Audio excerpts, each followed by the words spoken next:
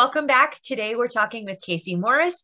Casey is working with our creative team, one of the people who's helping to bring this story to life and get it down on paper, and she will also be our director when we go into production in the fall. So Casey, thank you for taking a few minutes to chat with us today. Thank you so much for having me. So we'll jump on in. So my first question for you is, what part of this story, the story we're telling, the Salem witch trials, but our own spin on things, which part of the story are you most excited to tell? I am very excited to explore the more mundane moments of the story. I just find it really fascinating how these were all just ordinary people living in a community together before this moment kind of exploded within the community. And I think with the nature of how we're telling this story, we're able to capture both the more sensationalized aspects of it with the trials, but also have these quiet moments that I think will be very revealing, very evocative, where other tellings of what happened in Salem might skip over what it was like for the women who were in jail during that time, what it was like just in people's houses. And we have the opportunity to give each of those moments their own weight, their own value. And I'm really excited to look at the human emotions there. See, that's why you get to be the director. So, like I said at the beginning, you are part of the team writing the show, and then you are also going to be the director for the production. So how does that work for you as somebody that's going to have dual responsibilities with this production? Do you completely keep them separate? Is it writing first and then think about directing later? Or do you actually start to think about how you will direct certain elements of the production as we're writing them? I think it's somewhere in between, where the thoughts are definitely in my head, but I'm not making any hard decisions. That's a part of my head I can't really turn off. My brain is very visual. Every time I'm writing something, I'm always thinking about how it's going to look, what the audience is going to be thinking, how they're going to see it, what emotions they're going to feel. So that voice is always there, and that's always something I'm thinking about, not necessarily directing decisions, but more visual decisions. But nothing is ever set in stone for me until we get into the rehearsal room. We're going to have 15 or 16 different actors in this show who each will bring their own life to these characters. And I'm very excited to hear what they have to say. My philosophy is always the best idea in the room wins. And I can't wait to collaborate and gain ideas from them and work with them. So once everything's on its feet, then the directing decisions will come into play. But in the meantime, just starting to think what the possibilities are. So I have a starting point for rehearsals, and then whatever happens from there. So this is a little bit of a deviation. I'm just curious, kind of a follow-up question, I guess, to this. I know that you actually have a lot of experience with both writing and directing. It's why we asked you to do this. So is it easier or harder to direct something that you've had a part in writing? Oh, it's harder. Okay. Absolutely harder. Because my inner critic is questioning what I've written as I'm like, I did, so right before everything shut down in January of 2020, I did a play reading of a one-act play that I wrote.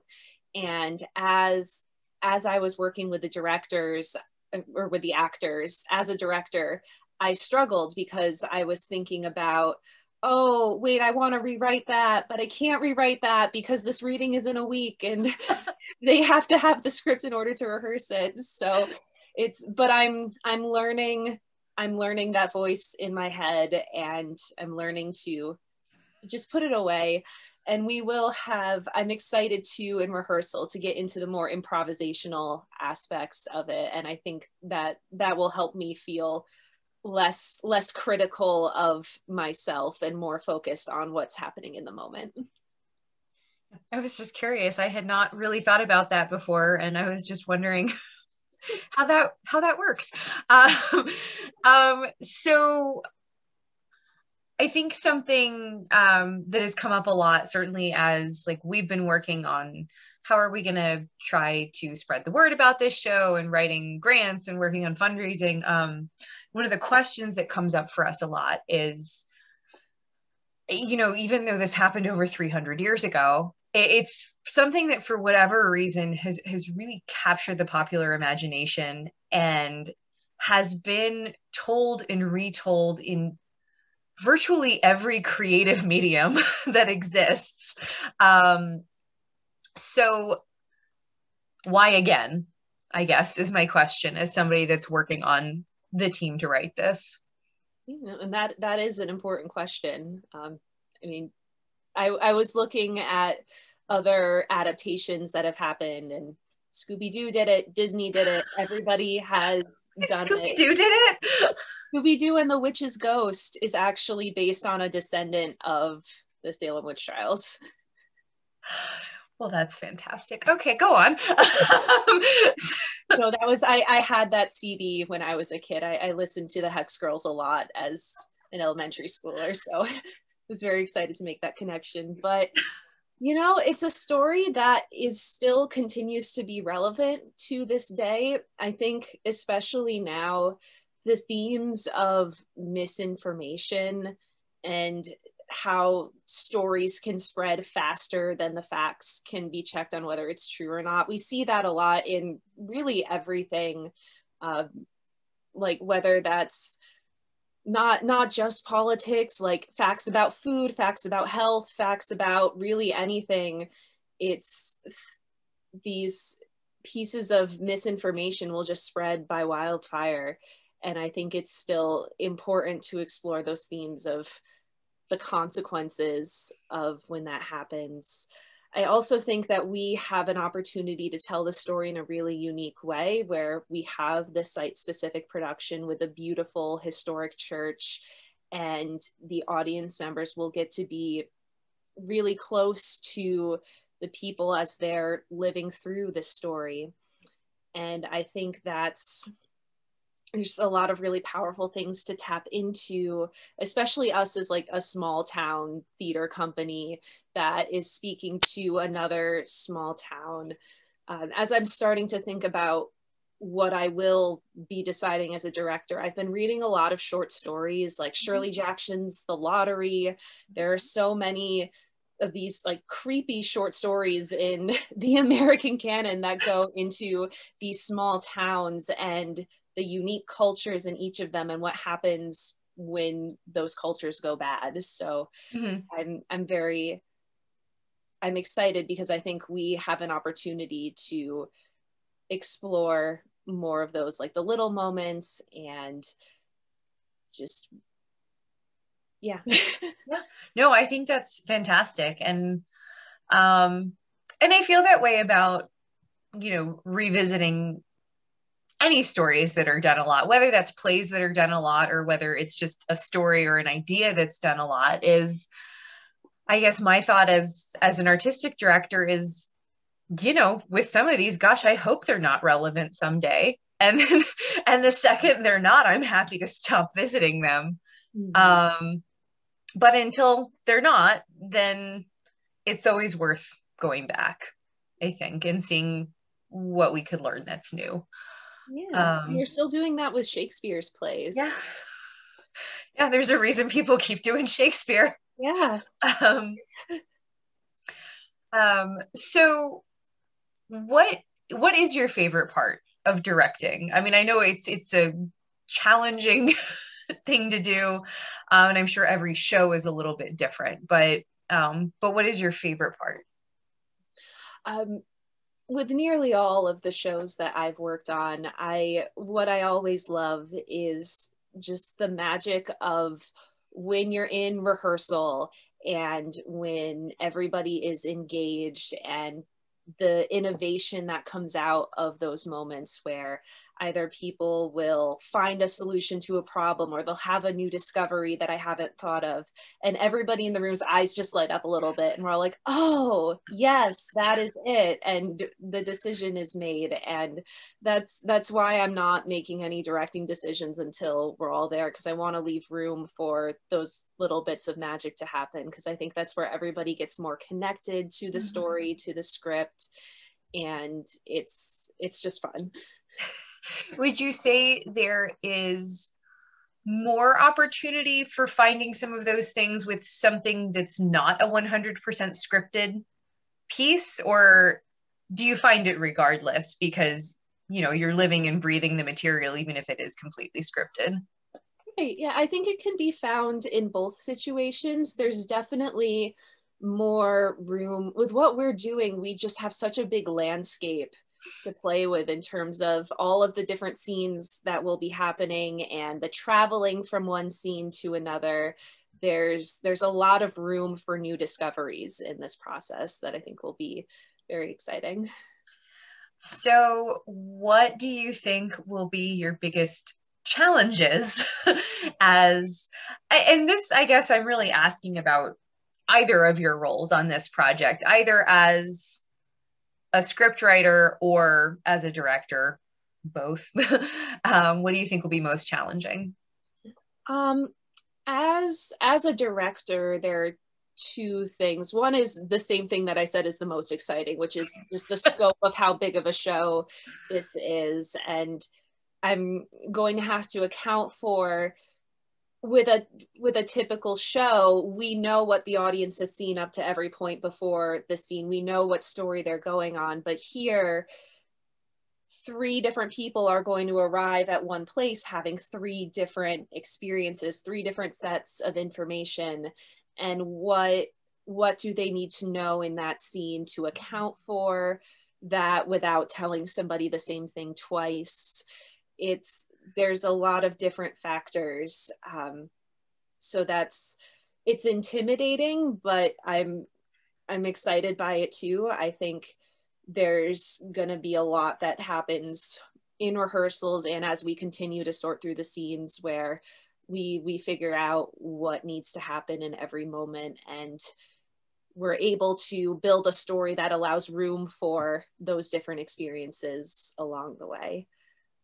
Also, on a more personal note, it has been a little while since I've directed a full-length show. You know, there really aren't a lot of opportunities for young directors, especially when you're first getting out of undergrad and the options are really to pay tuition to continue your directing training in what should be a job, or just try to get lucky and find somebody who will take you on as an assistant. I really struggled when I first graduated from school. So I've put up my own work in the time since then. I've assisted, directed on some shows, but this is the first show in a long time that's been under my wings. So I'm intimidated by that, but I feel like we have a really good team and we have lots of time to explore, to finesse things.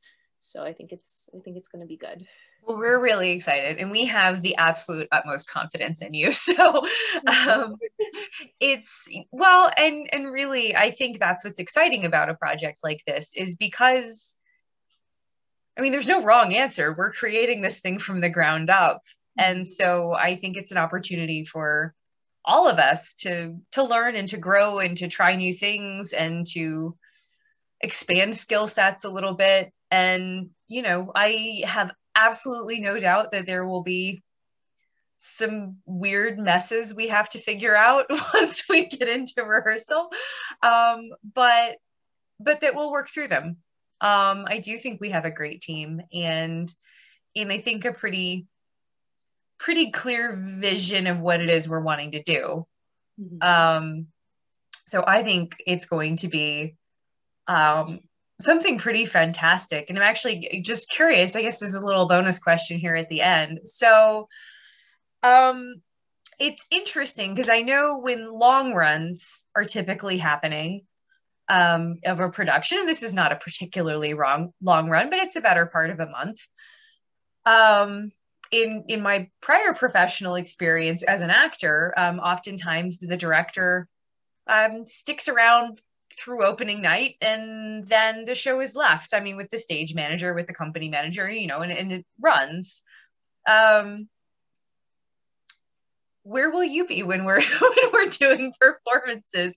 Are you someone that wants to stay really close and you want to see it every night and see how it moves and flows and changes, or when it's up and it's in the hands of the actors? That is a good question. I haven't thought that far ahead yet.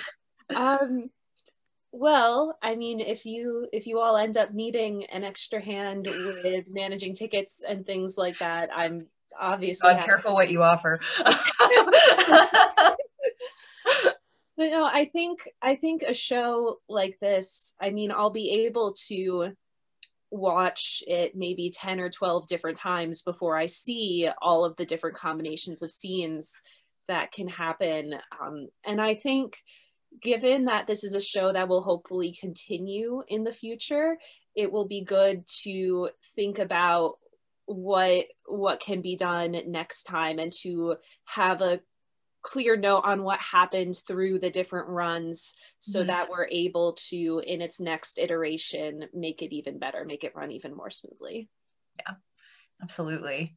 Yeah, I will definitely, I know since I'll be on site, I will be making little sneaky notes to myself every night, so that if they're not things we can address this go round, then we look at them next year.